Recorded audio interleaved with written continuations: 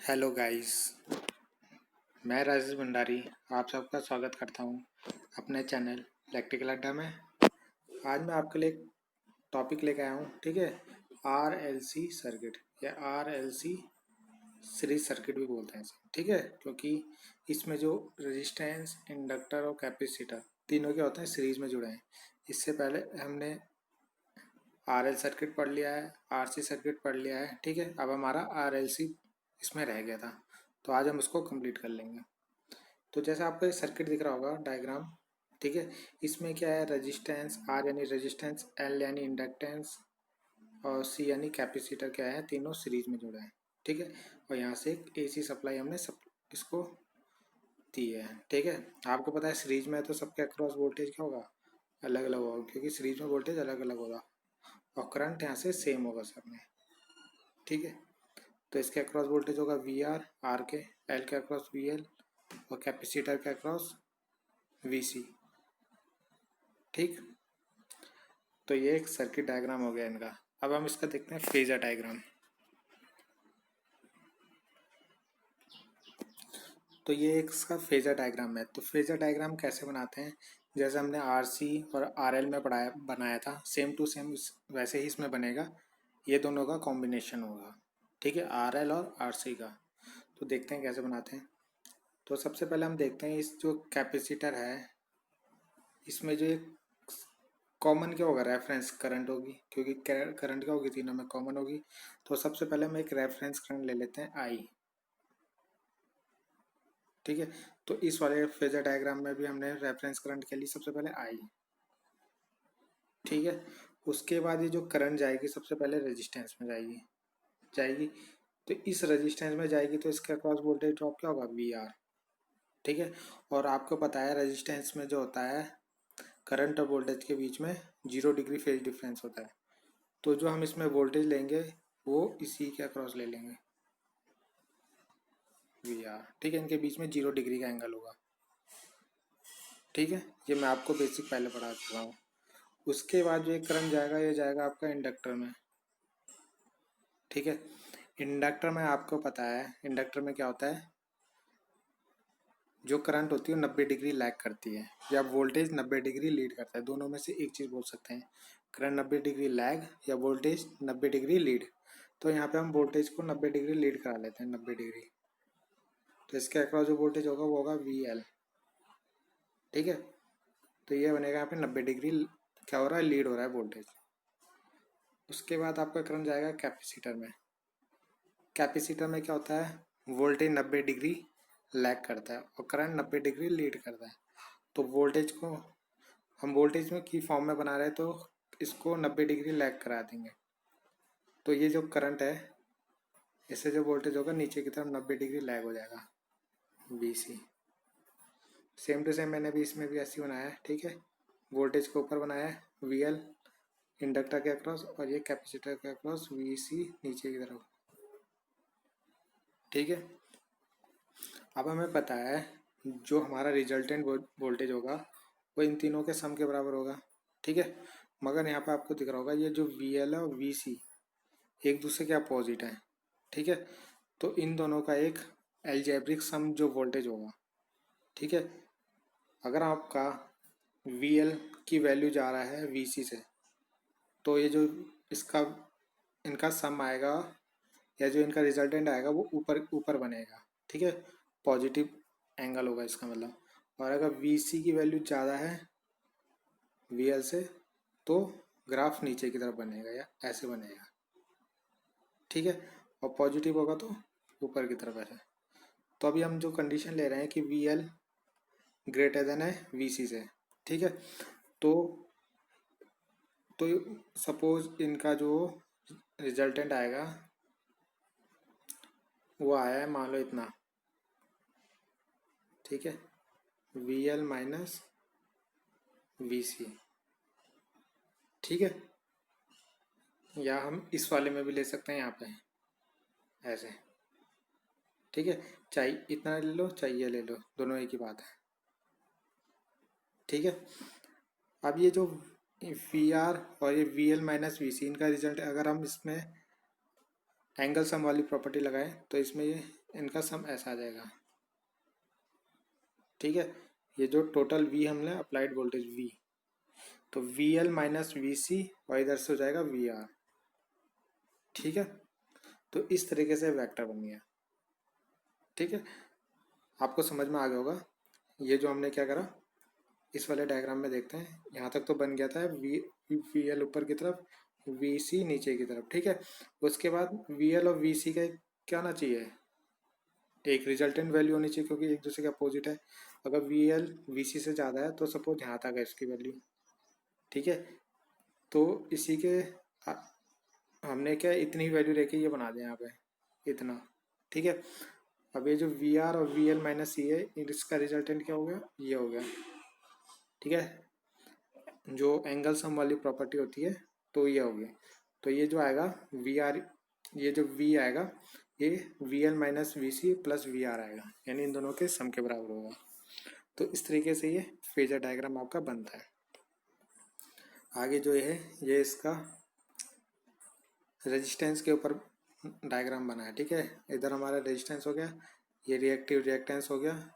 ठीक है, यानी वोल्टेज और इंडक्टर और कैपेसिटर का रिएक्टेंस, और ये हो गया जेड इम्पीडेंस। ठीक है, तो इनके हम फॉर्मूले नीचे देख लेते हैं।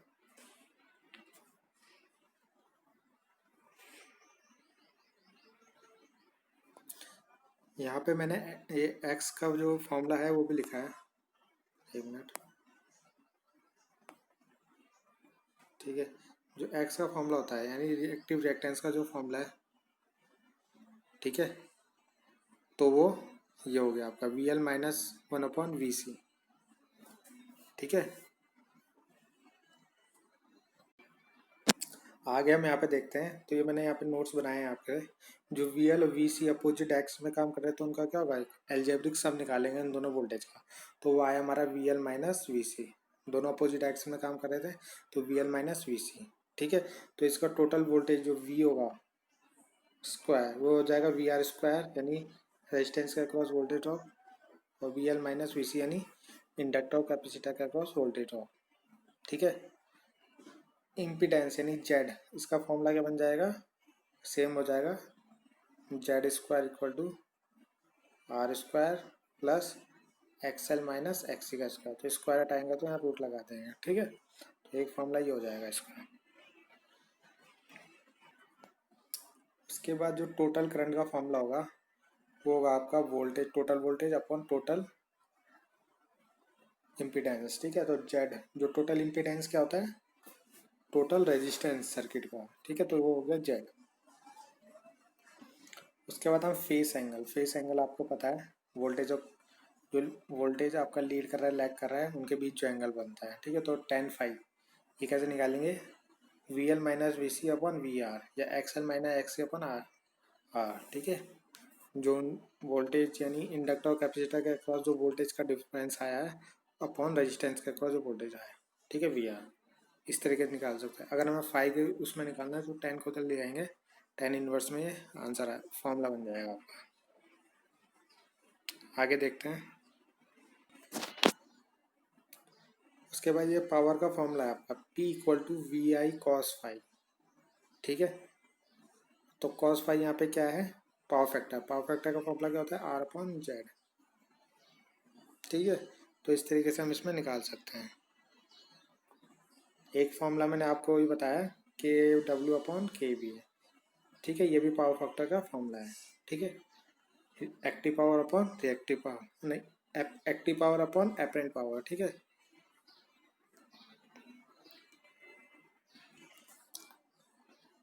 जैसे मैंने आपको बताया इस सर्किट में तीन कंडीशन आती है। ठीक है, अगर एक्सएल की वैल्यू ज़्यादा है एक्सी से, ठीक है, तो ये सर्किट आपका आरएल सीरीज सर्किट की तरह काम करेगा। ठीक है, क्योंकि इसमें एंगल कैसे बनेगा, पॉजिटिव। जो हमने फेजर डायग्राम बनाया था उसमें जो एंगल बना था वो ऊपर की तरफ बना था, तो पॉजिटिव एंगल, क्योंकि वहाँ पे जो वी एल ग्रेटर देन था किससे, वी सी। ठीक है, तो ऊपर की तरफ बनेगा। तो एक्सएल अगर ज़्यादा है एक्सी से तो ये आरएल सीरीज सर्किट की तरह काम करेगा, यानी ये लैगिंग होगा। सर्किट कैसा होगा, लैगिंग होगा आपका। ठीक है। दूसरा आपका अगर एक्स सी की वैल्यू एक्सएल से ज़्यादा है, ठीक है, जो हमारा रेजिस्टेंस था, इंडक्टर था और कैपेसिटर, अगर कैपेसिटर की वैल्यू ज़्यादा है, ठीक है, और इसकी वैल्यू कम है, तो ये बिहेव करेगा आर सी सर्किट की तरह, ठीक है। यानी ये कैसा होगा, लीडिंग सर्किट की तरह काम करेगा आपका, ठीक है, जिसका पावर फैक्टर लीडिंग होगा या जिसमें आपकी करंट लीड कर रही होगी, ठीक है। तो ये होगा आपका लीडिंग सर्किट। उसमें जो एंगल बनेगा नेगेटिव बनेगा, यानी अगर हम उसका फेजर डायग्राम करेंगे तो अगर ये वी एल ऊपर की तरफ होगा, वी सी नीचे की तरफ होगा, ठीक है, ये करंट होगा, तो ये एंगल जो बनेगा नीचे की तरफ बनेगा फाइव, ठीक है, उसमें ऊपर की तरफ बन रहा था, तो ये आरसी सर्किट की तरह काम करेगा। और अगर आपके दोनों वैल्यू बराबर है, यानी जो इंडक्टर और कैपेसिटर है, इन दोनों की वैल्यू अगर इक्वल है, तो ये आपस में क्या हो जाएंगे, जीरो हो जाएंगे ना, वी एल माइनस वी सी। अगर ये मान लो दो दो है तो जीरो हो जाएगा, तो केवल रेजिस्टेंस बच जाएगा, तो ये प्योर रेजिस्टेंस की तरह काम करेगा उनके बीच। अब प्योर रेजिस्टेंस में क्या होता है, 0 डिग्री एंगल होता है, ठीक है। तो रेजिस्टेंस जब होता है तो यूनिटी पावर फैक्टर होता है अपना, ठीक है, तो उस समय वो यूनिटी की तरह काम करेगा। नेक्स्ट हम चेक करते हैं, तो ये कंडीशन थी आपकी, ठीक है, आपकी अगर वोल्ट मान लो इंडक्टर की वैल्यू ज़्यादा है तो ये सर्किट कैसा काम करेगा, कैपेसिटर की वैल्यू ज़्यादा है तो कैसा काम करेगा, अगर दोनों बराबर है तो कैसा काम करेगा, ठीक है। तो ये तीनों कंडीशन होती है। अब हम इसके यूजर्स देख लेते हैं, यूज़ कहाँ होता है ये। इस सर्किट का यूज़ लो पास, हाई पास, बैंड पास, ठीक है, बैंड स्टॉप फिल्टर में यूज़ होता है। तो फिल्टर मैंने आपको बताया था जिसमें सिग्नल को क्या करते हैं, फिल्टर करते हैं, यानी हमें हाई पास सिग्नल चाहिए, लो पास सिग्नल चाहिए, यानी जहाँ पे फ्रीक्वेंसी को, जिस तरीके की फ्रीक्वेंसी हमें सिग्नल चाहिए उनको लेते हैं, बाकी को उससे एलिमिनेट कर देते हैं, ठीक है। अगला आता है, इसमें सी एफ एल में यूज होता है R L circuit, power factor को इम्प्रूव करने के लिए, ठीक है। और तीसरा आता है ऑसिलेटर सर्किट। ऑसिलेटर सर्किट में यूज़ होता है, यानी जो हमारा ऑसिलेटर होता है उसमें यूज़ होता है, रेडियो रिसीवर, टेलीविज़न, इनमें यूज़ होता है आर एल सी सर्किट, ठीक है। तो ये इंपॉर्टेंट है, जो पेपर में आता है, तो आपको ये पता होना चाहिए। तो गाइज हमारा ये जो एसी सर्किट चल रहा था उसमें pure resistive, pure inductive, pure capacitive, फिर हमने आरएल सर्किट, आरसी सर्किट और फिर आरएलसी सर्किट, ये सारे सर्किट हमने इसमें कंप्लीट कर लिया, ठीक है। अब इस चैप्टर में जो नेक्स्ट वीडियो में बनाऊंगा वो बनाऊंगा पावर फैक्टर में, ठीक है। तो आई होप आपको समझ में आ रहा होगा, तो like and subscribe my channel. Thank you.